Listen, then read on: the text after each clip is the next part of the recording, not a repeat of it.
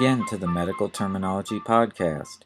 This episode is Chapter 14, Part 3, Female Word Parts and Anatomy. Part 1, Female Word Parts. Unlike with the male, there are a lot of word parts relating to the female reproductive system, and a lot of these are not obvious, so I am going to go over these with you in detail. First of all, we've got two word parts for the ovary, which is the female endocrine gland. It secretes estrogen and it also contains the eggs. The first word part is oophoro, OOPHOR/O. The second one is more obvious, and that's ovaro, OVAR/O. Again, some terms are going to prefer oophoro, and some are going to prefer ovaro. Then we have two word parts that refer to the fallopian tubes. The first one is a combining form, salpingo, SALPING/O. And the second one is a suffix, hyphen, SALPINX, salpinx. So that's rather unusual. We've got salpingo, a combining form, and we've also got salpinx, which is a suffix. Both of those refer to fallopian tubes. Then we have four word parts for uterus. The first one you may have heard of, and that's hystero, HYSTER/O. Most of us have probably heard of hysterectomy, which is removal of the uterus. Then we have a couple of odd ones. We have metro, METR/O, and then we have metrio, METRI/O. Again, it depends on the context which one you use. Then finally we have a word part that is more obvious, and that is utero, UTER/O. Next we have a word part for menstruation, and that is meno, MEN/O. Why don't we pause just a bit here and do a little review? I'm going to quiz you. What are the two word parts that refer to ovary?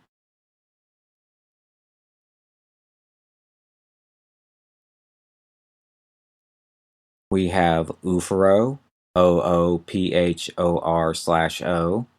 and we have ovaro, OVAR/O. What is the suffix that refers to fallopian tube?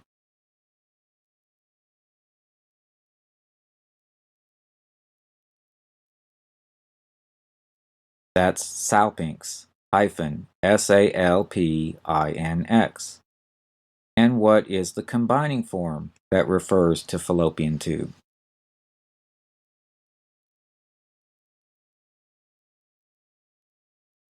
That's salpingo, SALPING/O.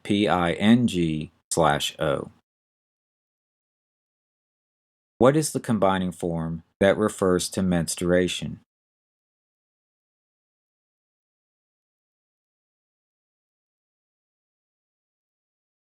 That's meno, or meno, MEN/O.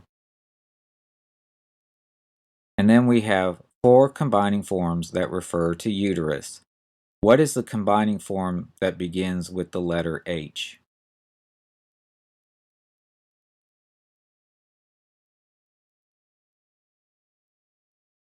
That's hystero, HYSTER/O.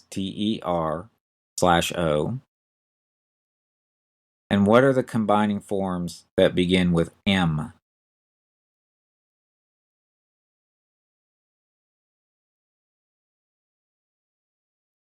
We have metro, METR/O, and we have metrio, METRI/O.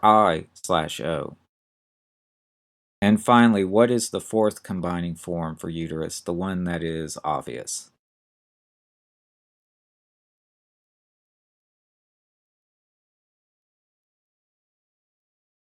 That's utero, UTER/O. Okay, and then we have a few more here. We have two combining forms for vagina, and again, one is obvious and one is not. The obvious one is vagino, VAGIN/O. The not so obvious one is colpo, COLP/O. And I would say they're probably used about equally. Again, you're going to have to learn the context of their usage. And then we have two word parts for the vulva. And the vulva is the female external genitals. It includes the labia majora, labia minora, clitoris. The first one is obvious. It's vulvo, VULV/O. We're not talking about the car, we're talking about the female external genitals, vulvo. And then the not so obvious one is epicio, EPISI/O. And then we have a couple of suffixes that relate to pregnancy and childbirth. We have a suffix that refers to the state of being pregnant, and that is gravida, -GRAVIDA. And we have some terms we'll get to that describe states of pregnancy, and they use this suffix gravida, or gravida, I should say. And then we have a suffix for the process of giving birth, or to give birth, and that's para, -PARA. And we also have a combining form that refers to the process of giving birth. The process of giving birth, the medical term, is parturition, PARTURITION. And the combining form for parturition, or giving birth, is parturito, PARTURIT/O. That's kind of obvious that parturito goes with parturition. And if you can remember that means giving birth, then the suffix para, to give birth, is pretty easy once you make all those connections in your mind. Okay, now we're going to do some practice over these word parts. What is a combining form for ovary?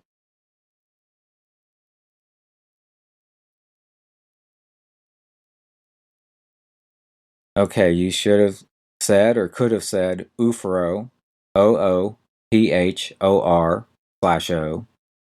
or you could have said ovaro, OVAR/O.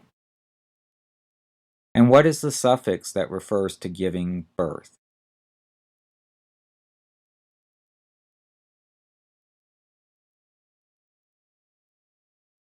That's para, -PARA. Which combining form refers to fallopian tube?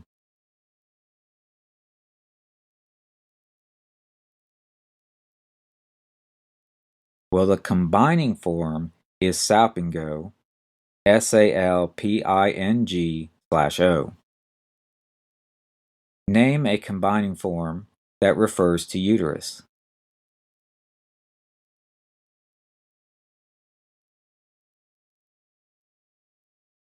Okay, there's four of them. Hystero, HYSTER/O. Metro, METR/O. Metrio, METRI/O. And utero, UTER/O. And what is the suffix that refers to being pregnant?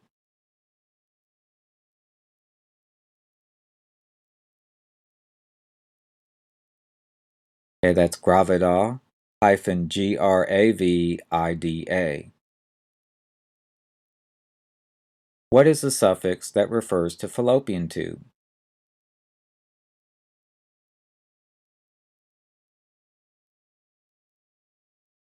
That's salpinx, -SALPINX. Which combining form refers to menstruation?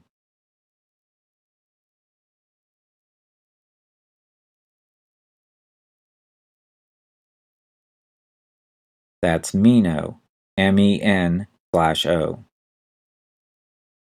And finally, what are the combining forms that refer to the female external genitals?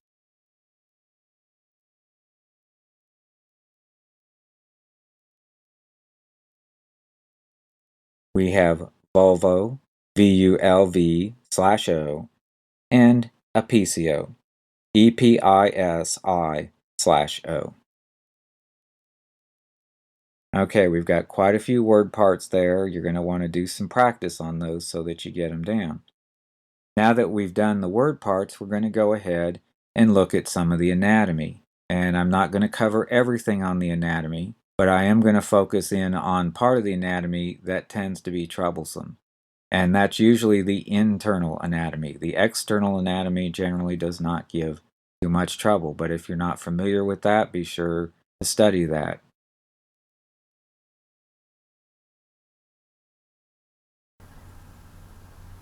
First of all, we have the ovaries, which most people are comfortable with, they know about. And here is an ovary in cross section. And inside each ovary is what's known as a follicle. FOLLICLE. A follicle is a fluid-filled sac containing a single ovum. An ovum, again, is an egg cell. If you remember from chapter 13, the follicle-stimulating hormone, FSH, tells an ovum to mature inside the ovary. When it matures, the follicle bursts and a mature ovum is set free.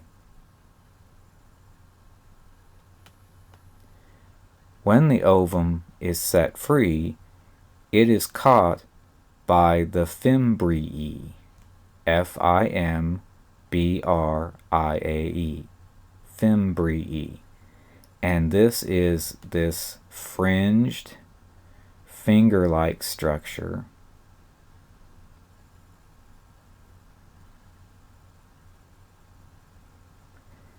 And the fimbriae, this fringed, finger-like structure, is the very end of what's known as the infundibulum, INFUNDIBULUM.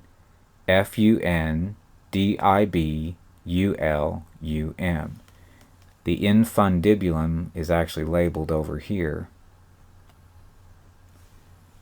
but there's one over here too. That's the infundibulum. And it is a funnel-shaped opening into the fallopian tube.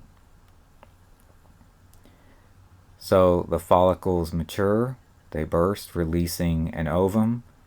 The fimbriae catches the ovum, and then the ovum is in the infundibulum, which then leads to the main fallopian tube, which most of us probably are familiar with that one, fallopian tube.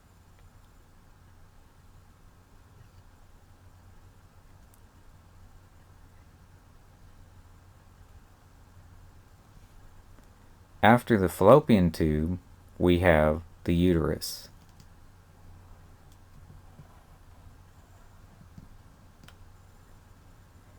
And the uterus is this muscular organ, and it's where the baby develops, if there's a baby that's going to develop. And we have a other technical term for uterus, and that is metrium, METRIUM. That also means uterus.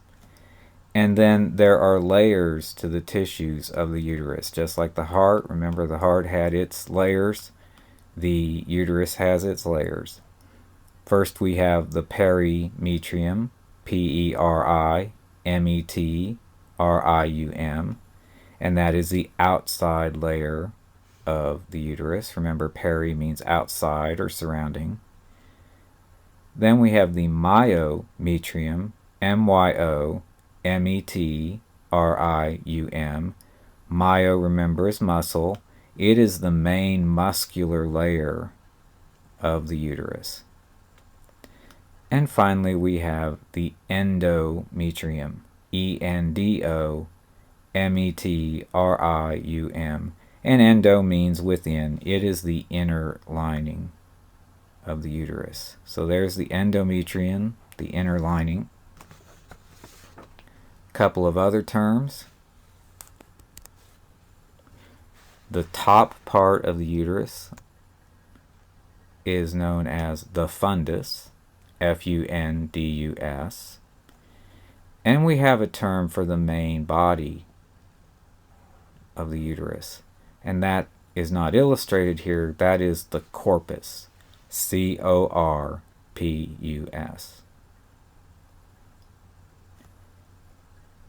At the end of the uterus, the bottom part that extends into the vagina, we have the cervix, Cervix. And here they've got cervical canal labeled. That is the opening through the cervix. Okay, those are, again, the major terms related to the interior of the female reproductive system. And now we're going to go ahead and do some practice.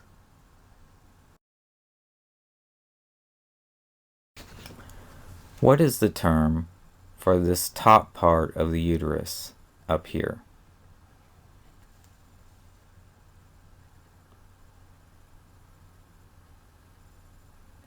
Well, that's the fundus, Fundus. And what is the term for the main body of the uterus here?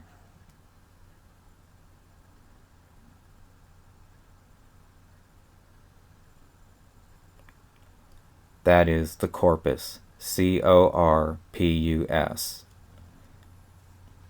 And what is the part of the uterus that's the bottom right here? It extends into the vagina.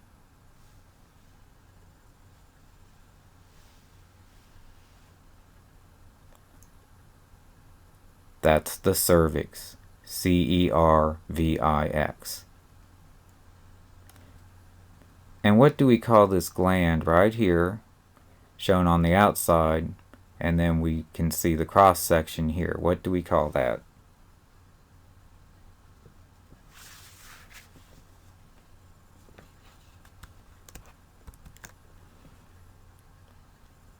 Well, I hope you recognize those are the ovaries. Ovary, singular, ovary, or ovaries, Ovaries for the plural. And what do we call this structure in here? It's a fluid-filled sac that contains a single ovum.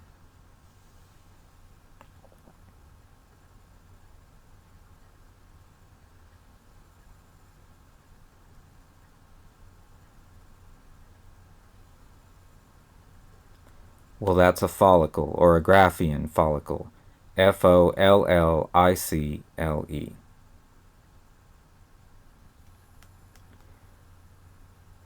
What do we call this funnel-shaped structure right here?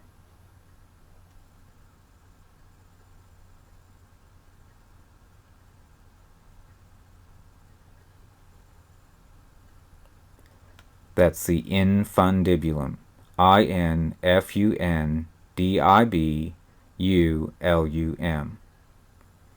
And what do we call this fringe finger-like structure here that catches the ovum?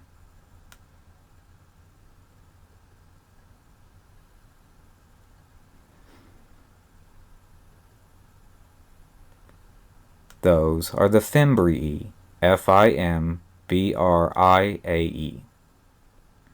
And then again, what do we call this tube that the ovum travels down on its way to the uterus?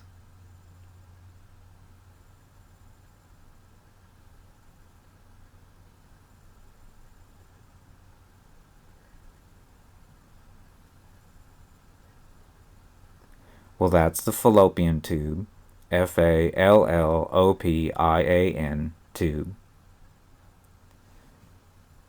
Okay, and what is an alternate term for the uterus? Again, think of the word parts.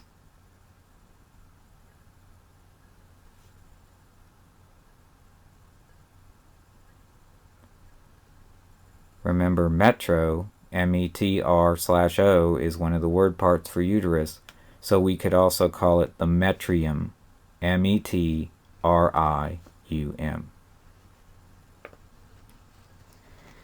And that leads us to the terminology for the layers of the uterus. What do we call the outer layer of uterine tissue?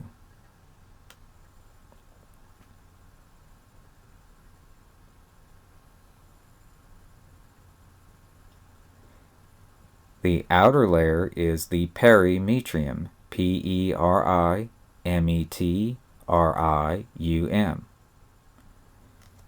And what do we call the muscular middle layer of the uterus?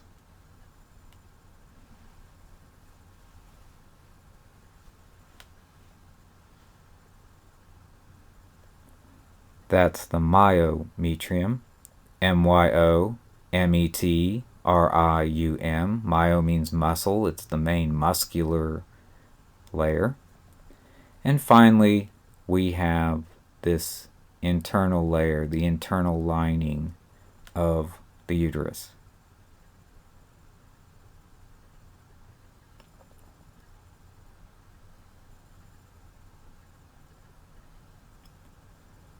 That's the endometrium, E-N-D-O-M-E-T-R-I-U-M. Okay, that covers the trickier, or maybe I should say more esoteric aspects of anatomy. Again, you do need to study the rest of it. A lot of it, such as the external female genitalia, you hopefully already know that. I'm not going over that. That tends not to cause trouble. But if you don't know that, be sure you study it. But this internal anatomy, that's what tends to throw people. Okay, and one last topic related to the female anatomy I want to talk about briefly is the menstrual cycle. Okay, why am I talking about the menstrual cycle? Well, because oddly enough, people tend to miss this on tests. And I'm not surprised, because the terminology really does not make any sense whatsoever. I mean, it does from a certain perspective, but if we go by our basic understanding of word parts, look at the words here. We have the menstrual phase, we have the post-menstrual phase, we have the ovulatory phase, and then we have the premenstrual phase. Now, just looking at the word parts, that doesn't make sense, because isn't post mean after? Shouldn't it be the last step? Pre means before. Shouldn't it be the first step? Seems logical, right? But that's not the way the cycle works. The cycle, as it's outlined, starts in the middle, or actually near the end. So that's something we have to watch out for, is don't just go by the word parts, because the word parts will steer you wrong. The premenstrual phase is the end of the cycle. The postmenstrual is the middle, and the menstrual is the beginning. So let's kind of go through this briefly. You'll notice the menstrual phase. That is where the lining of the uterus sloughs off and discharges as menstrual flow. This is when the menstrual flow is happening. If you look at in terms of reproduction, or let's say danger of reproduction, this is actually the end. This is the end of the possibility. If fertilization hasn't occurred, there's not going to be a baby. So the lining of the uterus sloughs off and discharges. So in one sense, this is the end of the process. But when we look at it just from the perspective of flow itself, it's the beginning. So this is when menstruation is occurring. The lining of the uterus is sloughing off. Then we have the post-menstrual phase, and this really you could view as the beginning of things. The follicle-stimulating hormone ripens an ova, and estrogen stimulates the uterus to prepare for pregnancy. That's post-menstrual, because it's after menstruation has occurred. That's the key. These terms relate to the flow of menstruation. That's the perspective of the cycle.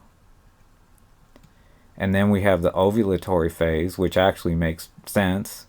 That's when ovulation occurs. That's when pregnancy is possible. That follicle has erupted. The egg is on the loose. It's traveling down the fallopian tube, and fertilization could occur.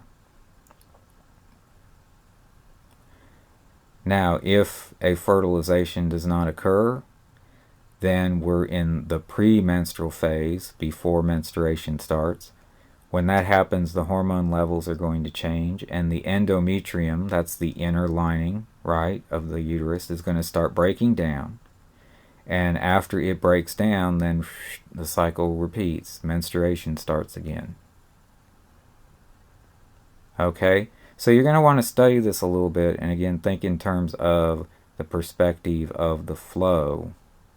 Don't just think post, oh, that's the end, pre, that's the beginning, because that ain't how it works. Okay? You need to kind of switch your mind around this a little bit. Now I'm taking that chart away from you, and I'm just going to quiz you a little bit. What stage of the menstrual cycle is when ovulation occurs and pregnancy is possible?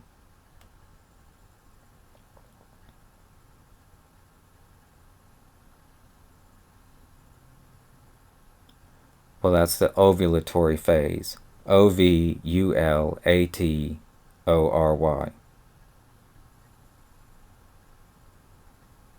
And what do we call the phase when the lining of the uterus is actually sloughing off and discharging as menstrual flow?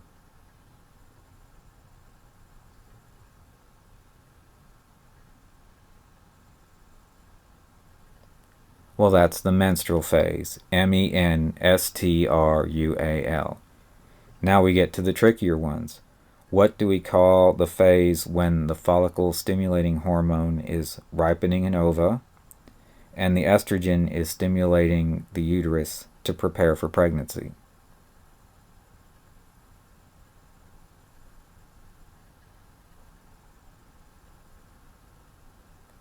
Well, that's the post-menstrual phase.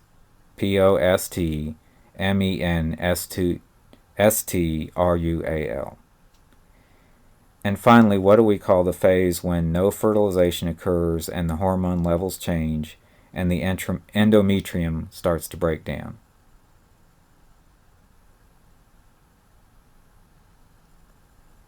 Well, that's the premenstrual phase. Again, that is when the endometrium is breaking down and getting ready to slough off, which would again be the menstrual phase.